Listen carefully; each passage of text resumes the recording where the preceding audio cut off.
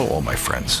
While 2020 was a year of great uncertainty and rapid change, the people who were with us in the Forge lived through it, pivoted, survived, and even excelled because of what they learned in this space, this place where you belong.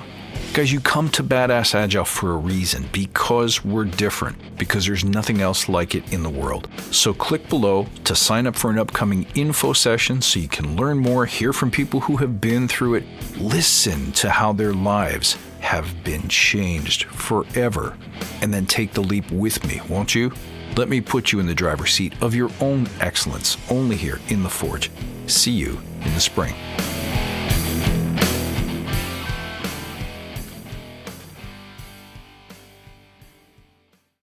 A lot of the discussion that I hear in Agile forums and places where people gather are around quick fixes.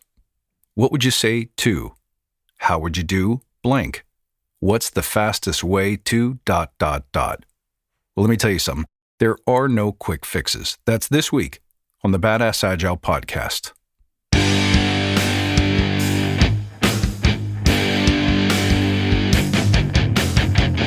Greetings, team. Welcome to the Badass Agile podcast. I'm your host, Chris Williams.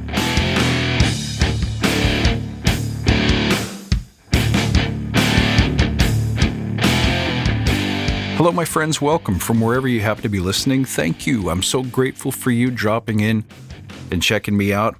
This week, I want to talk about quick fixes. Before we dig into that, let's take a moment to remember why we're here. To create an elite tribe of leaders who truly serve their clients and communities by doing what matters and what works, relentlessly chasing value and excellence like a badass. There's so many resources out there about what you need to do to be agile, but we're focused on who you need to become in order to lead teams. So let's hammer down those fundamentals to create a unique and unstoppable force in this industry. If this helps you, tell your friends. And remember, you can find me on Clubhouse. Just search for Badass Agile. You can also find me in the Badass Agile Listener Lounge on Facebook. And of course, you can check me out on badassagile.com. All right, let's dig in. A lot of the questions that we hear in the Agile community have to do with what would you say to, or what's the fastest way to fix a problem. One of the issues that generates is that there's too much conversation about scripts that you should run or things that you should say in order to solve a specific problem. The reality is, if there were recipes or formulas in Agile, we'd all be doing it and we would all be successful. The truth is, it's a little more difficult than that. There are no quick fixes.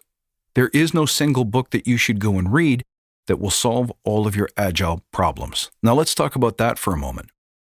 Even my podcast is not the be-all and end-all and the definitive source for information. You have to know how to consume information from a variety of sources and integrate it into your practice. The education industry, even the book industry, is designed to sell education and to sell books, not to give you precise, crisp, fast information.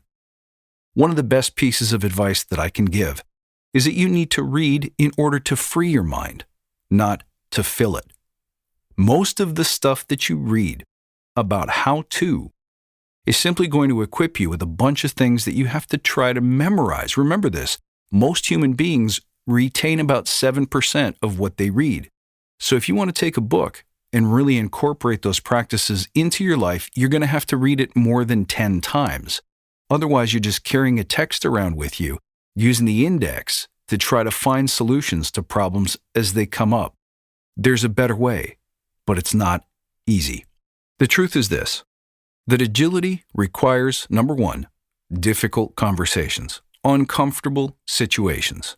In order to lead well in agility, stop looking for the answer in a singular book or from a singular resource, but rather dig into the conversations that nobody wants to have. Where is resistance coming from? If there are role clashes or ego clashes, how do you have those conversations so that you can resolve those problems quickly and move forward? If there was an easy answer, I'd give it to you. The reality is this, it requires strength in your leadership style.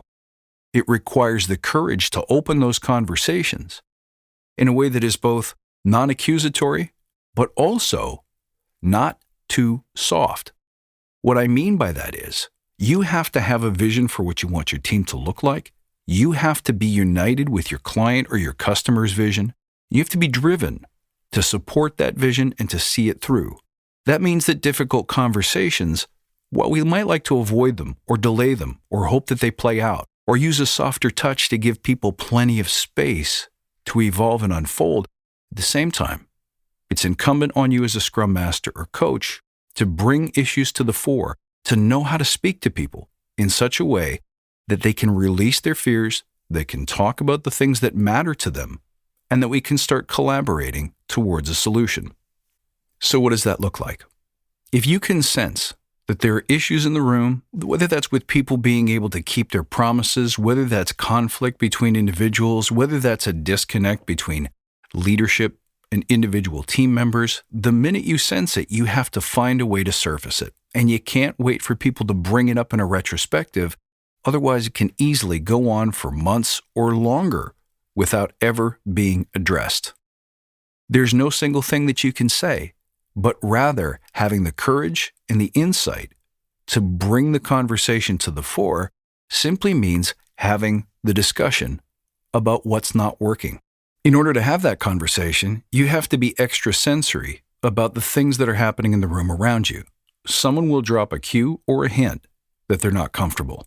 And the minute you grab that, it's on you as a leader to say, tell me more. Where's that coming from? What specifically are you concerned about? What's not working for you? Why does this feel bad? Bring it out. Be courageous. Now, if you followed my work for any length of time, you know that one of the first things you need to do with teams is to have the value matching conversation. Value matching conversation simply means plugging into other people, asking them what they care about, asking them why they're here. Why they're here on planet Earth? Sure, if that evolves the discussion, why not? But why they work for this company, why they want to be on this project. What do they see as the outcome? Who do they serve? Who's the client? Why do you care about them? Once you've evolved those discussions, now you have something that you can connect to. And this makes it easier to jump right into the challenging conversations. And if you move them out of the way early, it goes a long way to building trust organically, which brings me to my second point. Agile requires experimentation and adaptation. Now, we know this at a fundamental level, don't we? We inherently understand that Agile is all about inspect and adapt. The difficulty, of course, is that we often fail to apply that to the adoption of agility itself. We're looking for the rules, we're looking for the scripts, we're looking for the frameworks, we're looking for the to-dos and the templates. And the truth is, they don't exist. If I were to ask you, give me a template for making you happy, even if you could give it to me, it wouldn't work on anyone but you. Every team is different. Every individual is different. The ego and personality blend of a given team is going to be different. There's no single book you can buy.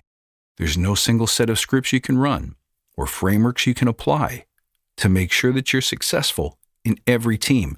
Rather, to learn through experimentation, failure, and by the way, self-awareness, documentation of your lessons learned, constant brainstorming of experiments you want to try to make this team better is how you're going to figure out how to make your team successful. And this is exactly what I mean when I'm referring to no quick fixes. This requires the courage, the difficult conversations, the mental and emotional resilience to talk about things that nobody likes to talk about. Fears, disagreements, bad experiences, everything that's happened to the individuals on your team throughout the history of their Agile engagement matters and has led them to this point.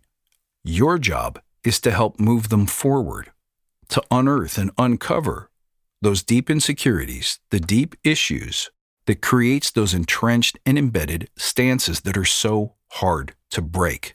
If you try to use scripts, if you try to use somebody else's technique, you're going to fail. Why? Because it's going to sound inauthentic. It didn't come from you. It didn't come from the hard-earned connection that you have to make between yourself, your leaders, your colleagues, your teammates. And until you do that, the authentic conversation and the breakthrough simply can't happen in a meaningful, sustainable way. And finally, the third thing that this requires is leadership certainty. When you're in a room, you need to be able to project that either you know how to solve this problem, you know how to handle this team, you know how to steer towards success, and if you don't, you're going to learn. And you're going to learn with the team. You're going to learn with courage. You're going to be there with them every step of the way. But most importantly, you're going to lean into the hard questions, the difficult conversations, the uncomfortable places, the hard challenges, the great unknown early and often. See, we have these Agile principles. We know this stuff. Deliver value early and frequently for competitive advantage, but we assume that that only applies to product. It doesn't. It applies to your Agile adoption itself. It applies to the highest risk, highest difficulty components of a high-performing team. And there's only one way to get there, and that's by being a badass. All right, guys, thank you for tuning in. As always, you can find me at worldwideweb.badassagile.com, on Twitter at badass_agile. I look forward to next time, and until then, stay badass.